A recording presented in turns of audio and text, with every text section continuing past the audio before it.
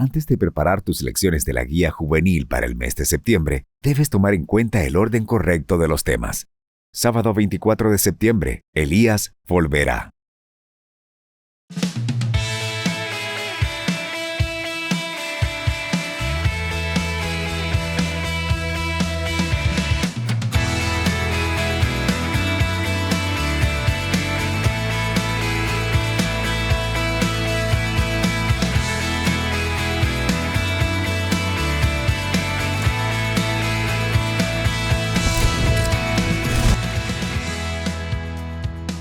Dios les bendiga una vez más. Es una bendición la que nuestro Señor nos permite para poder reflexionar en esta oportunidad en un tema más de la guía. Por cierto, el último de este trimestre, y que en nuestras guías, por un error de imprenta, aparece con fecha sábado 3 de septiembre. Pero ya se ha estado anunciando por las diferentes redes que este tema corresponde para el sábado 24 de septiembre. El tema es Elías volverá. Recuérdese que durante todo este trimestre hemos estado abordando la temática del profeta Elías. Indiscutiblemente hemos tenido ricas enseñanzas en el transcurso de estos 3 meses, y que bueno sería que para comenzar la reunión nosotros abordemos un recordatorio, saquemos un recordatorio de aquellos aspectos más importantes, o de aquellos aspectos que de manera personal provocaron en nosotros una inquietud, y que podemos traerlo a mención en esta oportunidad. Dentro de todos los profetas que la palabra de Dios menciona, indiscutiblemente Elías tiene un lugar único, un lugar especial, al punto que la misma palabra habla acerca de Elías teniendo un papel protagónico antes del regreso de nuestro Señor Jesucristo. Ya vimos la semana anterior cómo Elías subió al cielo en un torbellino. Ahora, en esta lección, vamos a abordar cómo Elías vuelve a aparecer 8 siglos después de su muerte. Y es que la influencia de Elías era sumamente importante para la mentalidad judía. Tratemos entonces este día abordar esta reflexión, y esta palabra la vamos a tomar en el Evangelio de Mateo, en el capítulo número 17, desde el versículo 1 hasta el 13. Es un pasaje muy conocido por todos nosotros, pero de aquí vamos a sacar una lección importante para nuestras vidas. Nos dice la palabra del Señor en el Evangelio de Mateo, en el capítulo 17, en el versículo número 1 en adelante. 6 días después, Jesús tomó a Pedro y a Jacobo y a Juan su hermano, y los llevó aparte a un monte alto, y se transfiguró delante de ellos, y resplandeció su rostro como el sol, y sus vestidos se hicieron blancos como la luz. Y he aquí, les aparecieron Moisés y Elías hablando con él. Entonces Pedro dijo a Jesús: Señor, bueno es para nosotros que estemos aquí. Si quieres, hagamos aquí 3 enramadas, una para ti, otra para Moisés y otra para Elías. Mientras él aún hablaba, una nube de luz los cubrió, y he aquí una voz desde la nube que decía: Este es mi Hijo amado, en quien tengo complacencia, a él oíd. Al oír esto, los discípulos se postraron sobre sus rostros y tuvieron gran temor. Entonces Jesús se acercó y los tocó y les dijo: Levantaos y no temáis. Y alzando ellos los ojos, a nadie vieron sino a Jesús solo. Cuando descendieron del monte, Jesús les mandó diciendo: no digáis a nadie la visión hasta que el Hijo del Hombre resucite de los muertos. Entonces sus discípulos le preguntaron diciendo: ¿por qué pues dicen los escribas que es necesario que Elías venga primero? Respondiendo Jesús les dijo: a la verdad, Elías viene primero y restaurará todas las cosas. Mas yo os digo que Elías ya vino y no le conocieron, sino que hicieron con él todo lo que quisieron. Así también el Hijo del Hombre padecerá de ellos. Entonces los discípulos comprendieron que les había hablado de Juan el Bautista. Esta es la porción que nos ha de servir en esta oportunidad para poder entonces reflexionar. A diferencia de otros estudios, este ahora tiene 2 puntos donde nosotros vamos a desarrollar nuestra enseñanza. Reflexionando un poco en la estructura de la guía, he notado que no hay un versículo en sí donde nosotros nos podamos sustentar en la explicación. Es decir, no está en la guía marcado.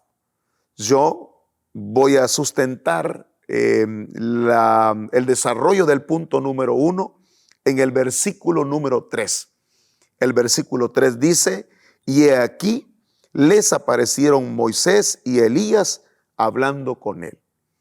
Ese sería el versículo en el cual yo voy a sustentar la reflexión, y también lo que nos dice el versículo número 1 cuando dice 6 días después.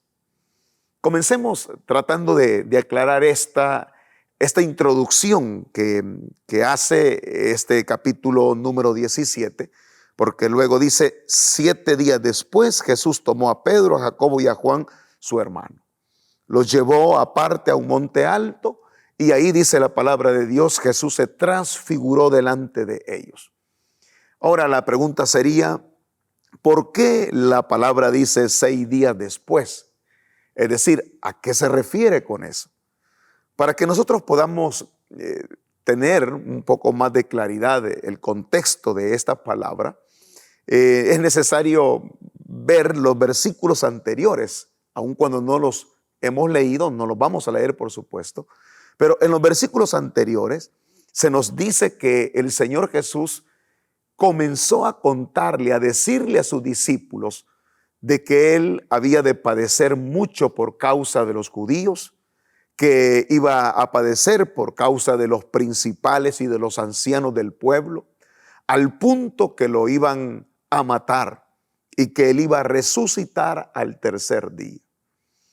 Esas palabras de Jesús, por supuesto, fueron palabras que causaron una gran impresión en los discípulos, porque desde este momento hacia atrás, Jesús no había hablado nada de su muerte.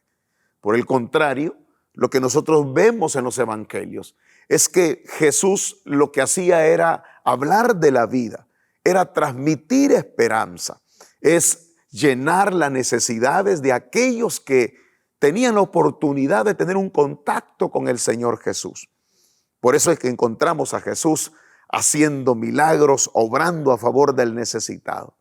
Pero ahora, en esta nueva etapa, al finalizar su ministerio en Galilea, Jesús reúne a sus discípulos, abre su corazón y les cuenta que sus días relativamente están cortos, están ya contados, y les dice que va a sufrir, que va a padecer y que va a morir y va a resucitar al tercer día.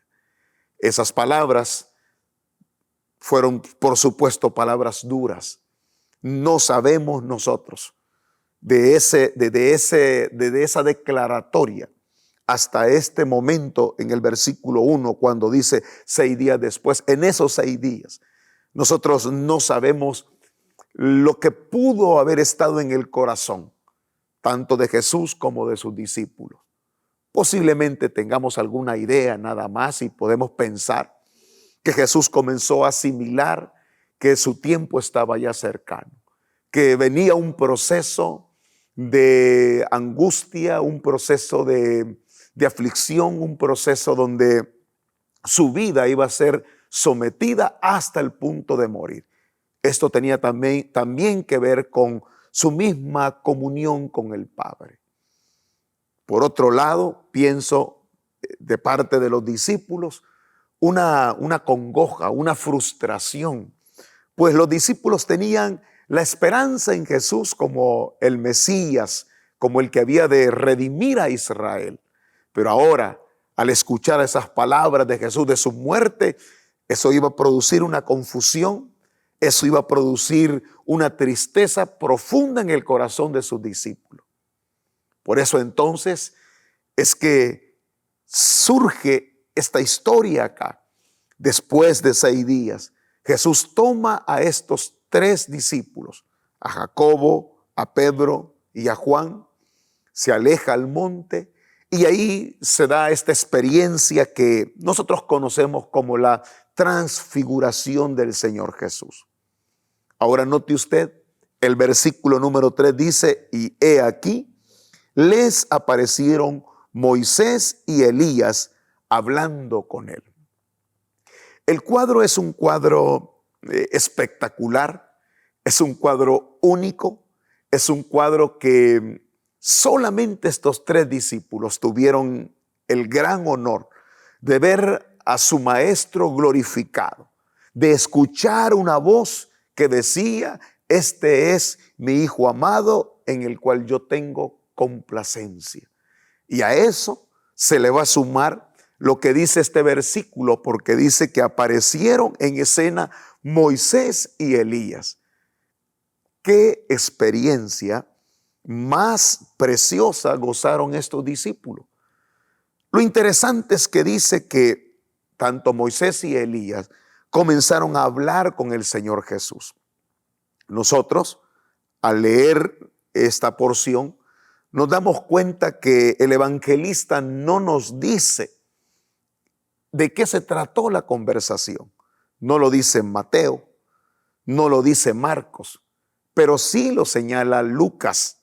Lucas sí lo muestra allá en el capítulo número 9, en el versículo 31. Nos va a decir Lucas que tanto Moisés y Elías aparecieron y comenzaron a conversar con Jesús y hablaban de su partida, hablaban de su muerte, hablaban de sus últimos momentos de vida. Este pasaje es interesante porque generalmente nosotros nos enfocamos en esa experiencia de la transfiguración y dejamos de lado ese momento donde llegan estos 2 hombres que, si nos percatamos, Moisés está representando a la ley de Dios y Elías representa a los profetas. Entonces, la ley y los profetas están dando testimonio de Jesús como el Mesías de Dios. Y la conversación que se tiene es una conversación que a todas luces implica fortalecimiento al corazón del Señor Jesús. Usted debe de recordar, por ejemplo, cuando se acercaba ya el momento de Jesús en la cruz, como dice la Escritura, que Él se vio en la necesidad de ir a lo que se conoce como el Getsemaní y que Él se apartó a ese lugar para poder abrir su corazón. Y lo que la palabra nos enseña es cómo Jesús estaba acongojado de tal manera que dice que su sudor eran como gotas de sangre. Las palabras de Jesús hacia el Padre eran: Padre, pasa de mí esta copa, pero que no se haga mi voluntad sino la tuya. Con ese escenario, lo que nosotros vemos es a un Jesús angustiado, a un Jesús afligido por el paso histórico que iba a dar.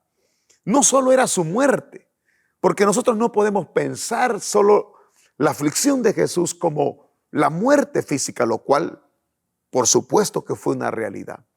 Pero más allá de eso, era la realidad de cargar con todos los pecados de la humanidad. Ahí antes de ese suceso, entra en escena Moisés y Elías como hombres ejemplares de la historia de Israel, y llegan sin duda alguna a alentarle, a fortalecerlo, a animarle, a afirmar el paso que ahora Jesús estaba pronto a dar. Cuán importante es encontrar la fortaleza de otras personas en aquellos momentos difíciles de nuestra vida. Cuán importante es escuchar una voz de esperanza cuando nuestros corazones están abatidos, están desesperados y están angustiados. Benditos aquellos que Dios usa para decir una palabra apropiada cuando el corazón está seco y cuando se encuentra en un desierto terrible de la vida. Eso es exactamente lo que estaba haciendo tanto Moisés como Elías. Pero vea qué interesante. Desde el versículo número 10 al versículo 13, nos va a decir que una vez terminó esa experiencia maravillosa y ellos comenzaron a descender del monte, los discípulos inquietos le preguntan al Señor Jesús y le dicen: ¿por qué pues dicen los escribas que es necesario que Elías venga primero? La pregunta es curiosa porque hacen referencia a Elías, no hacen referencia a Moisés. Por supuesto, Moisés sobradamente nosotros sabemos, representante de la ley de Dios, y que la misma escritura habla relativamente casi en cada parte de la escritura.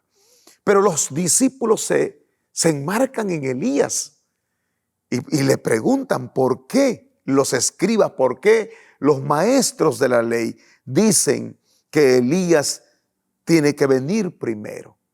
Y es que la influencia profética de Elías a este tiempo, en el tiempo de Jesús, era tan evidente.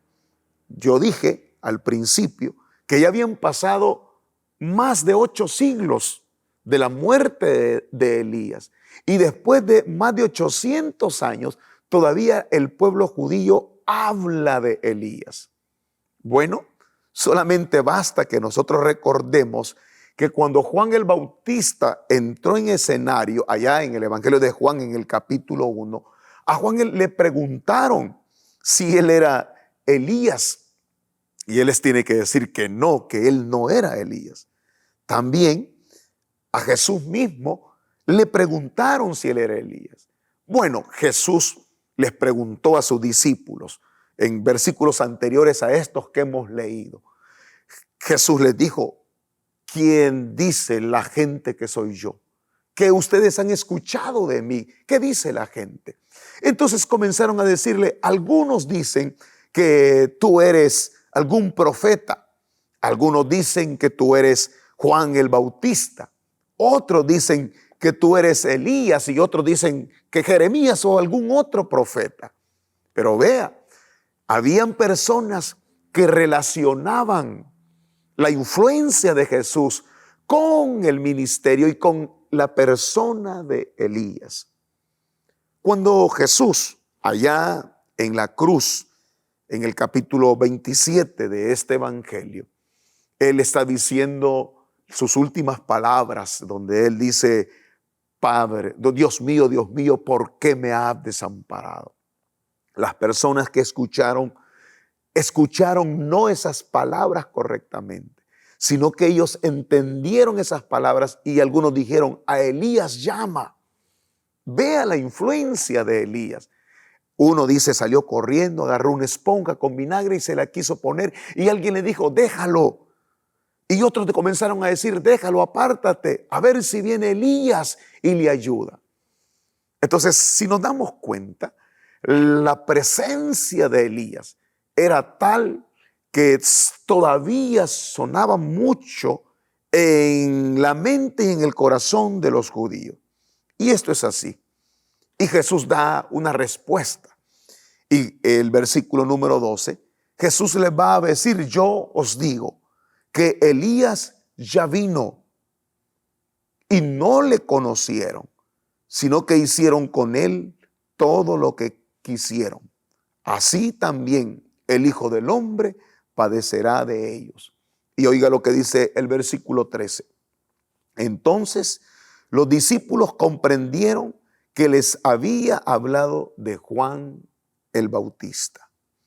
La influencia de Elías fue tal que cuando Juan el Bautista entra en escena, allá en el capítulo 1 de Lucas, se nos va a decir que el ángel anunció de que Juan el Bautista iba a venir con el espíritu y el poder de Elías. Eso significa entonces que Juan el Bautista era esa figura que años atrás había representado Elías, esa influencia donde denunciaba el pecado, ese respaldo de Dios donde podía confrontar a los profetas de Baal. Es lo que ahora Juan el Bautista iba a hacer. Iba a traer una palabra que iba a provocar la conversión de los padres a los hijos y la conversión del pueblo hacia Dios. Iba a volver el corazón del pueblo a Dios. ¿Cuál es la reflexión que sacamos de todo esto? La reflexión es que el ministerio y la vida de Elías mostró un profundo rechazo al pecado, pues así lo encontramos nosotros en el Antiguo Testamento. Y el deseo del profeta era que el pueblo se volviera a Dios. Ese Elías de tener un corazón para provocar que las personas vinieran a Dios, ese Elías es lo que nosotros encontramos tanto en Juan el Bautista como un hombre que se esforzó para que el pueblo judío viniera una vez más a la presencia de Dios. Por otro lado, la muerte de Jesús, de la que Moisés y Elías estuvieron hablando, es la que ha hecho posible nuestra salvación. Salvación que se obtiene cuando nosotros podemos creer en el Hijo de Dios. Elías ya vino y el mensaje de Elías es el mismo mensaje que hoy en este tiempo se predica. Volvernos al Señor, creer a Él. Lo que ahora nosotros tenemos que hacer es valorar, es apreciar, es tomar con interés el ofrecimiento que la palabra de Dios nos da a través de la muerte de nuestro Señor Jesucristo. Esta reunión de estos hombres especiales era una reunión que tenía como núcleo ese momento de la muerte, de la entrega de Jesús, y que iba a tener un efecto aún hoy, con el paso de los siglos, un efecto donde la muerte de Jesús iba a provocar salvación en los seres humanos. Que Dios tenga misericordia de nosotros. Joven, usted que todavía no le ha entregado su vida a Jesús, que sirva esta reflexión para que usted pueda valorar la muerte de Cristo, que no es en vano, que murió por usted, que murió por ti, para que entonces se le abra el corazón y Dios pueda ministrar y ser el Señor de nuestra vida. Y nuestra vida tendrá un cambio radical en medio de este mundo confuso y perdido. Bendiciones para todos.